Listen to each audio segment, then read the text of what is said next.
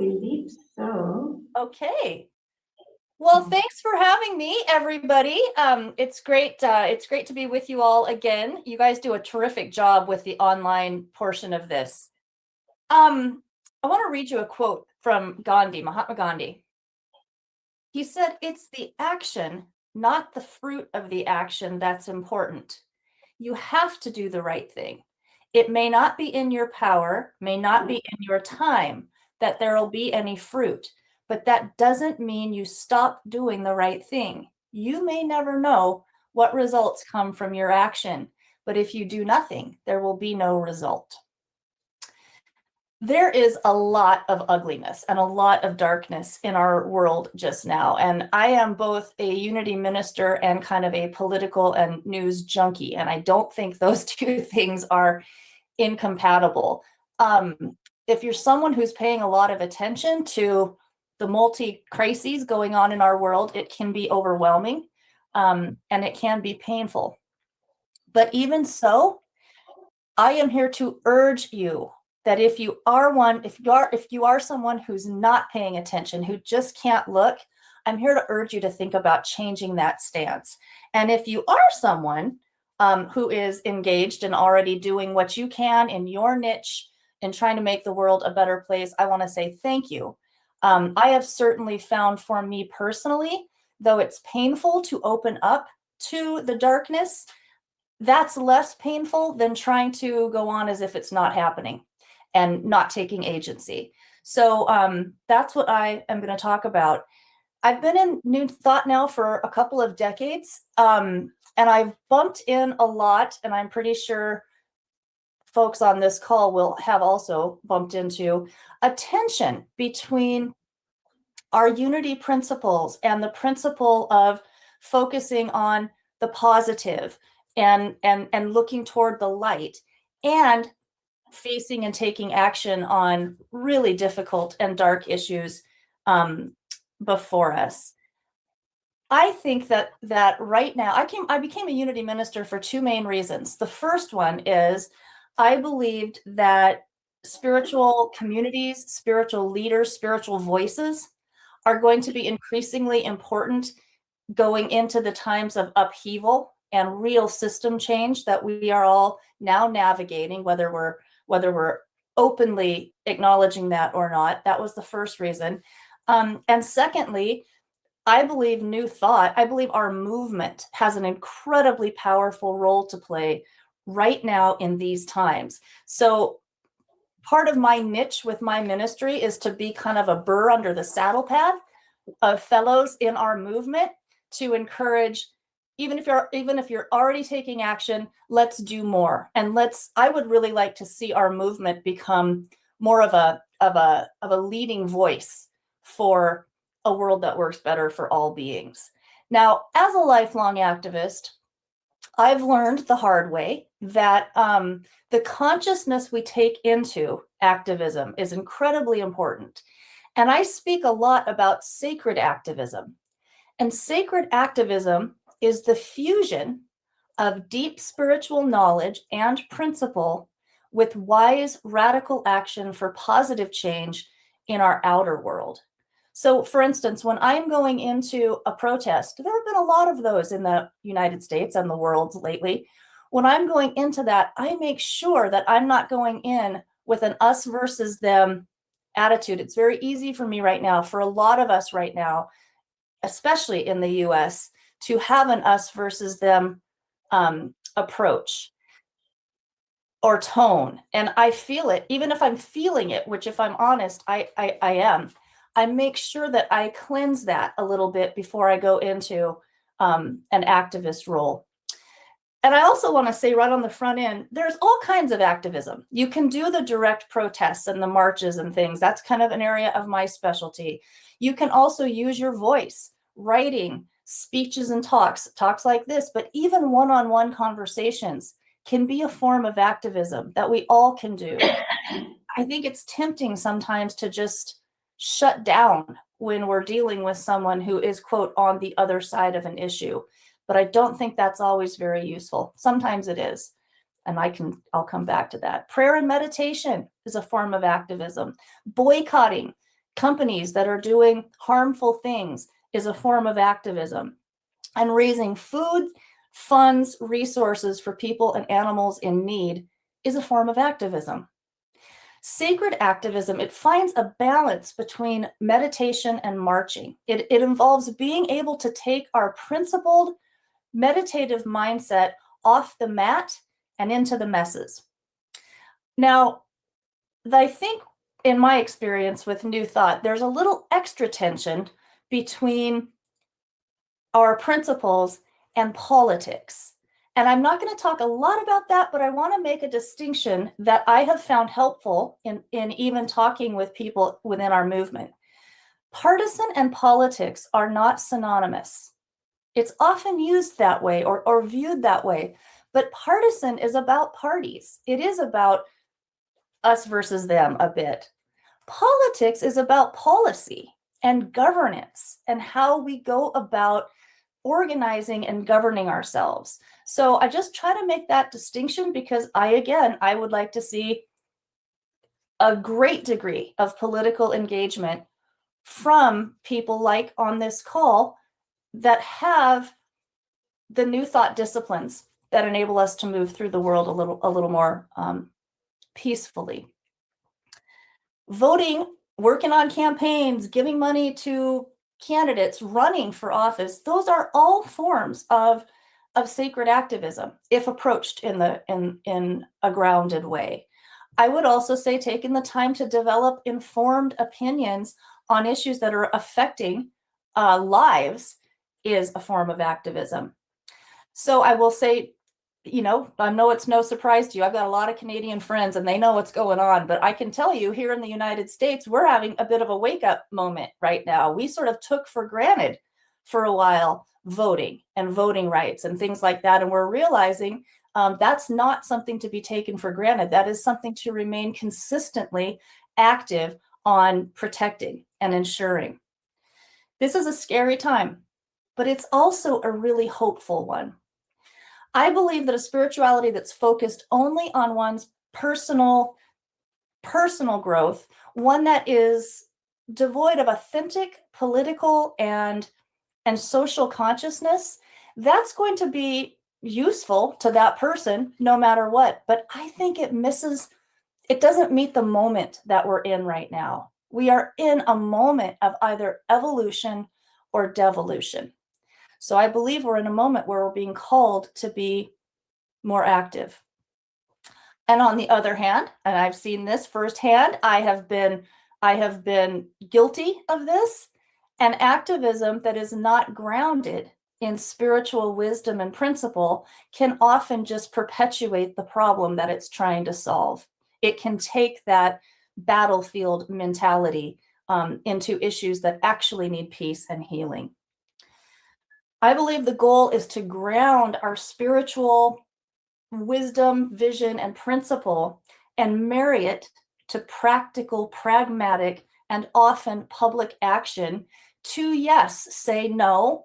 That sometimes is controversial in New Thought as well. There is a need for resistance to certain things. Jesus was an example. He gave us an example of that.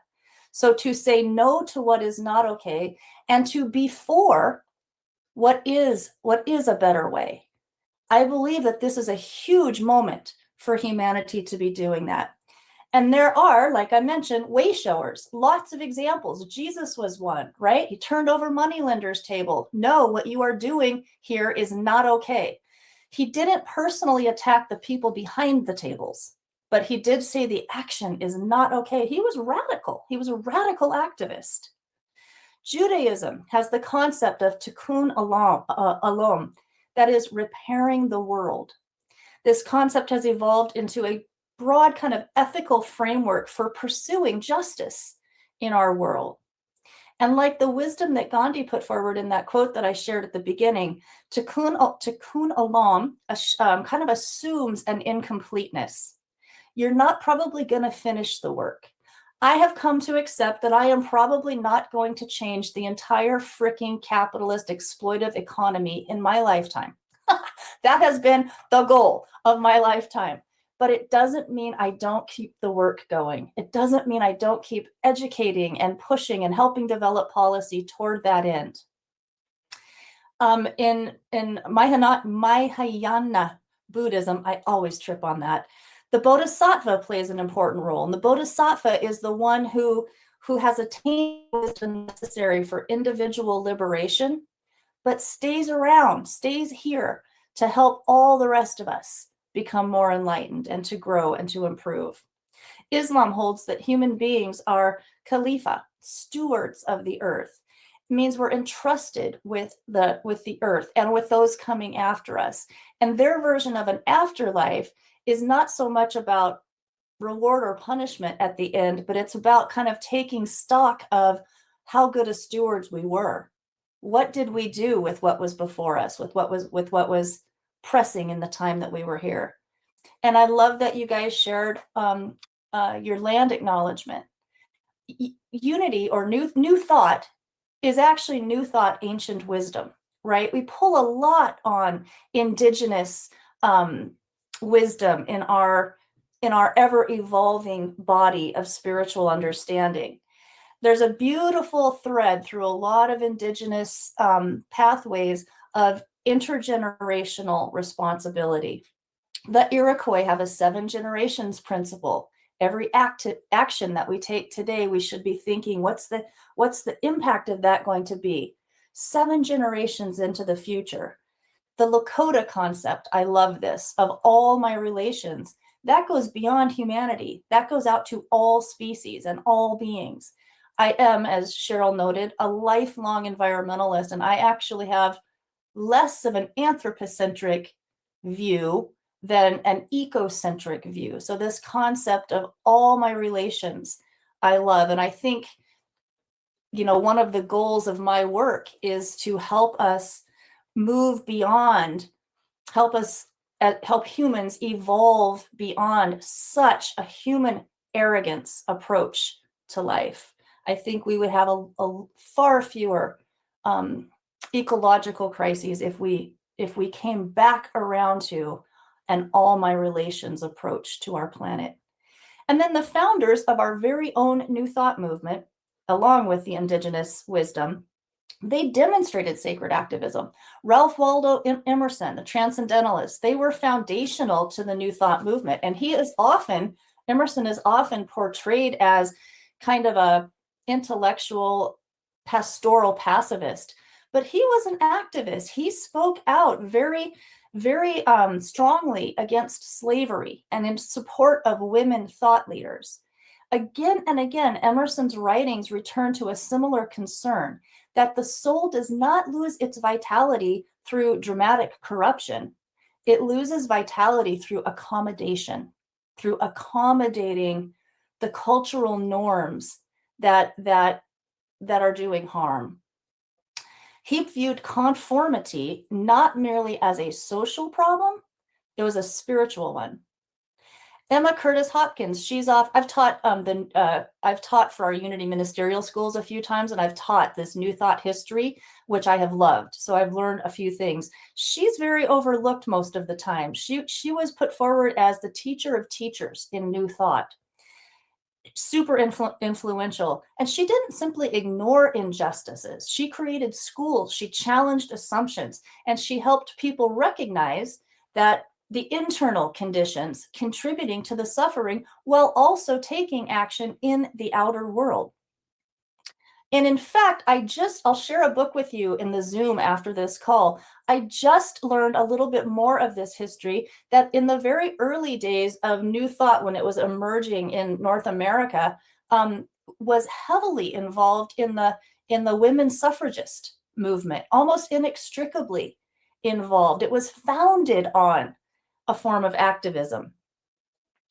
And it really wasn't until the 1930s, when capitalism just took over in America, that New Thought shifted a bit more toward the rugged individual, toward personal growth and personal prosperity. That's a very new, relatively new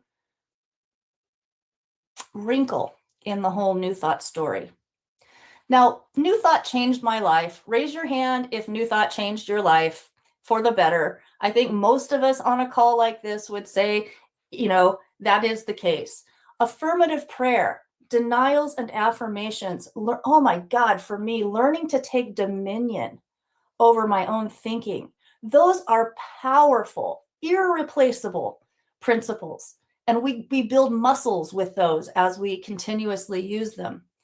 And they alone, I don't believe, are enough to get humanity through the predicament that we are currently floundering in. We're in a time of polycrisis, if you haven't heard that term yet. Multiple crises kind of at the same time, often with feedback loops between them. Ecological systems are struggling. Social dysfunctions are heightened now. The global economy based on extraction and consumption is completely unsustainable. What we've been seeing recently in the Middle East absolutely highlights that very clearly. I've written about that in my Substack. The multiple wars. Oh, let's hold a prayer that we get to the end of some of those, perhaps even today. Humanity's at an inflection point. Or, as I said, we're either at a point of evolution or devolution. And here is something that I find very, very hopeful. In nature, in biology, evolution doesn't happen without pressure. A species or a population of species goes along, and as it's doing its thing, the conditions within which it lives are changing. The environment's changing. And it reaches a point where suddenly the way it was doing things, what it was eating, where it was taking shelter, those things are no longer working. And it is at that pressure point when the sometimes very rapid adaptation happens, a mutation, a positive mutation that allows that species to continue to survive. It takes that kind of pressure. Humanity is hitting such a pressure point right now, such a wall. We have to adapt both our way of doing things and our worldview. And who better, guys, who better to help humanity move through this than people like you all who already have a relatively well-developed ability to control your mind, to maintain peaceful states of mind while facing very difficult things. We need to create a new societal ecosystem and a healthier form of civilization on national and global scales. And in an ecosystem, individual species fill niches. They don't do everything. They fill niches. This bird eats the seeds from that particular tree, poops out those seeds, and propagates that tree. This bird over here doesn't eat that seed, but it eats another seed, and so it propagates that, etc. That's why what I encourage folks to do is to find the thing that you're most passionate about and fill that niche.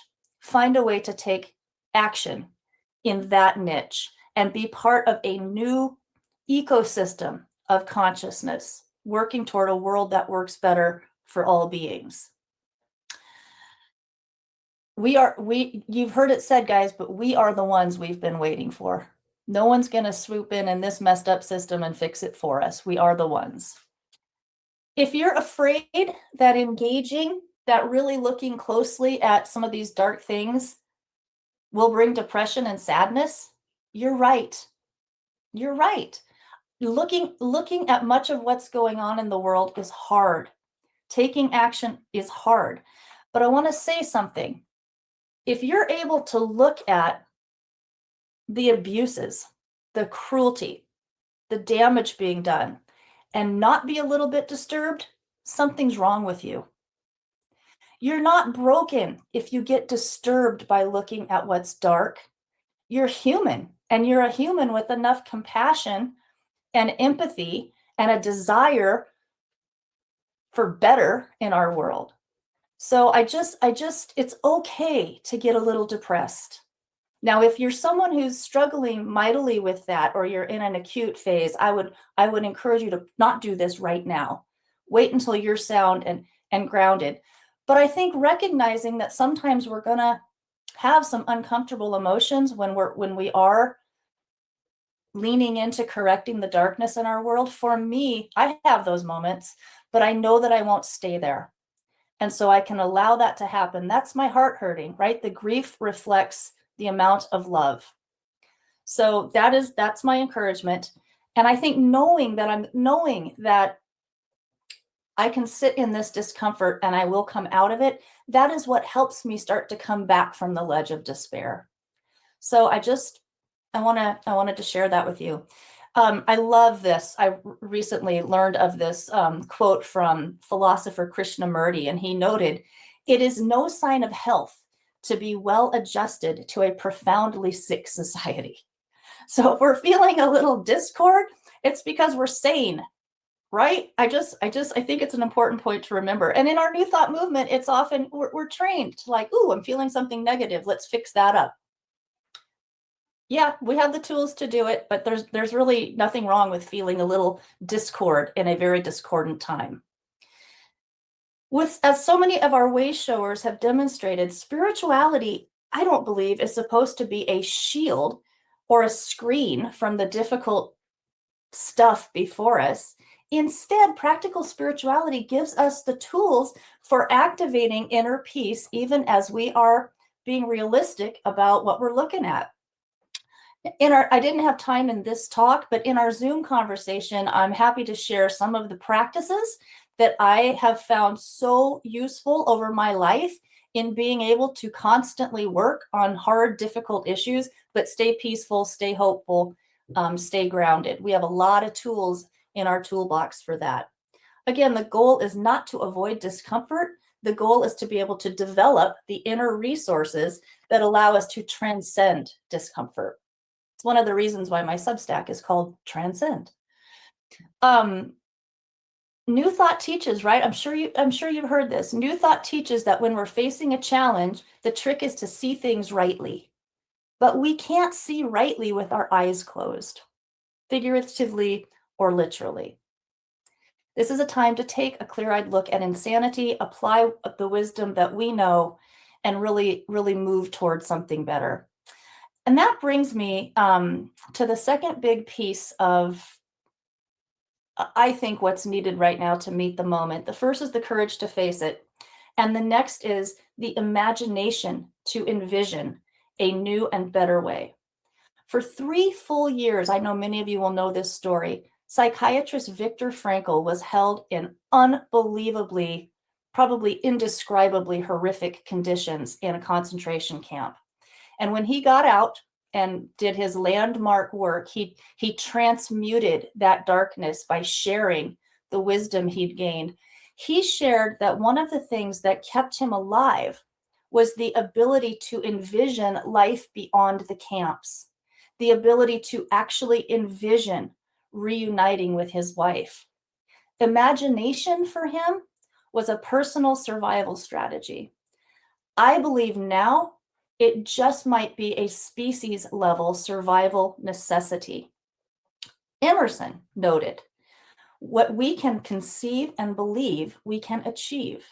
When I'm talking about shifting an entire economic system, a lot of people can't even imagine what a different system would look like, but a lot of us can, right? I'm working on a piece right now that describes what a healthier economic system could look like, because a lot of people have a hard time visioning.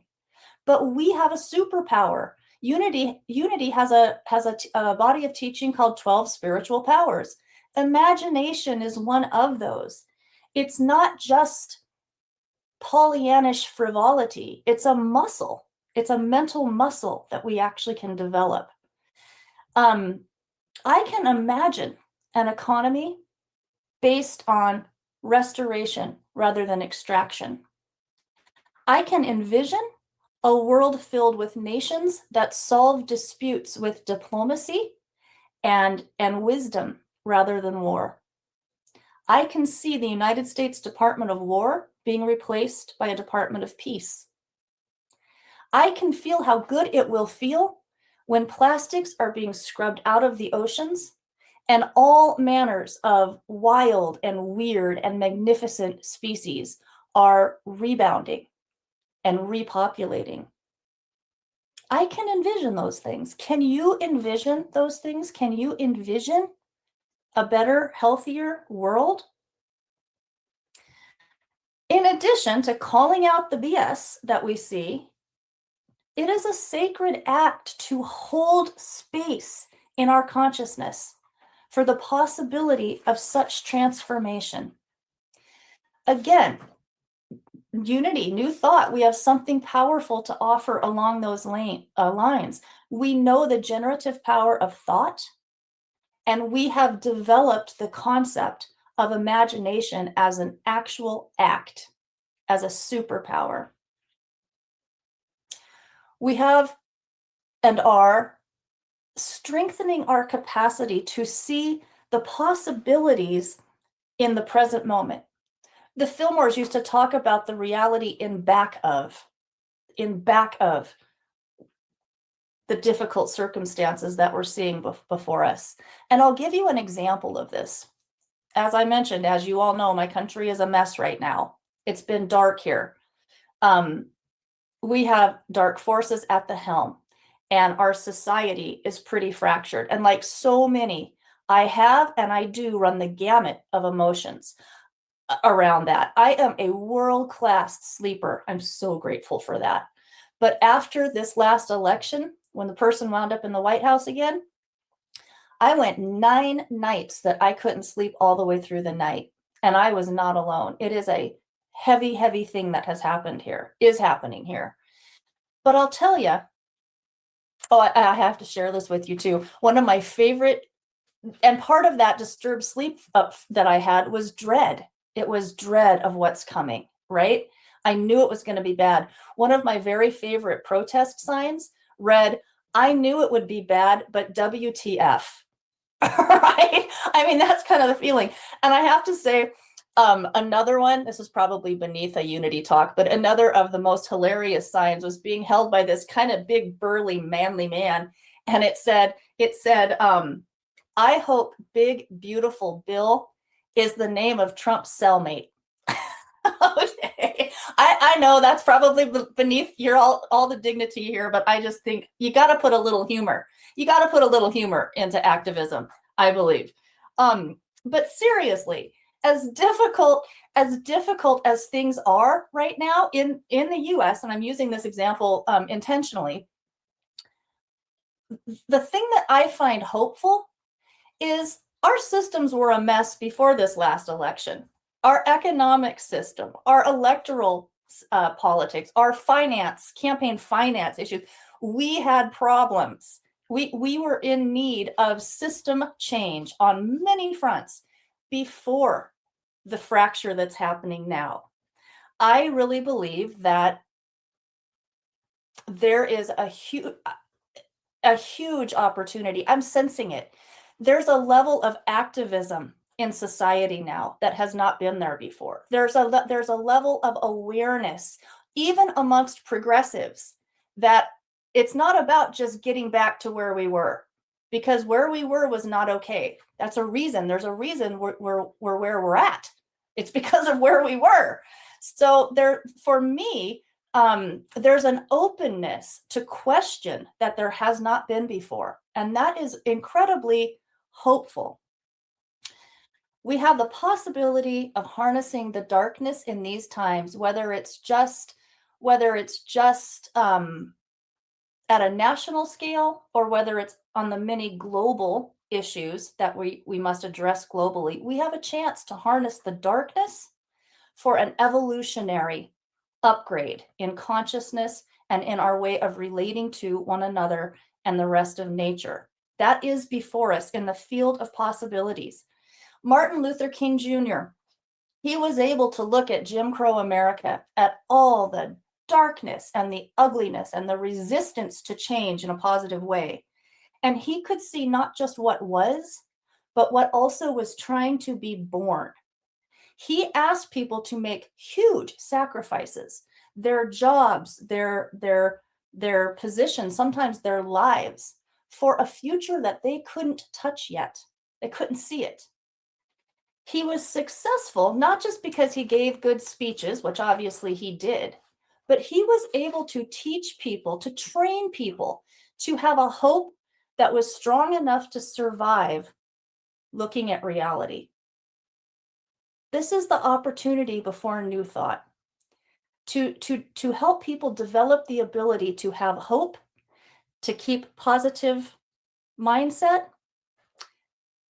that is strong enough to survive looking at and getting engaged with the very pressing issues before us right now. In this season of upheaval, I'll close this talk with this prayer. May we grieve without letting it harden our hearts. May we name what is broken without losing our capacity to dream. May we live beyond the destruction and lean into our call to build a world that works better for all beings. May we shout hallelujah anyway. And may we shine our light in our unique niche, building toward a brighter future. And so it is. Much love, guys.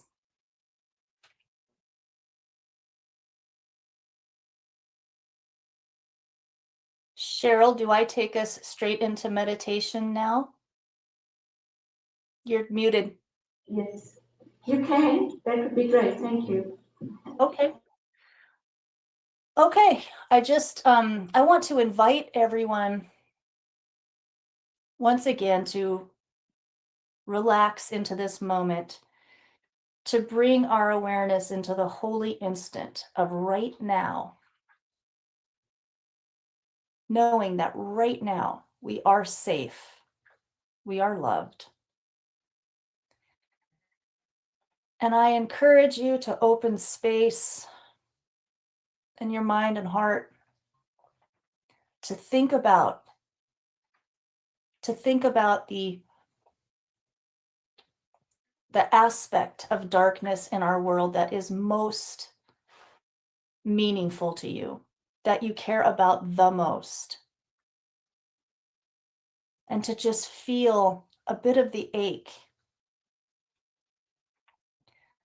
I long to be part of a human species that is a restorative force on this planet. I feel that.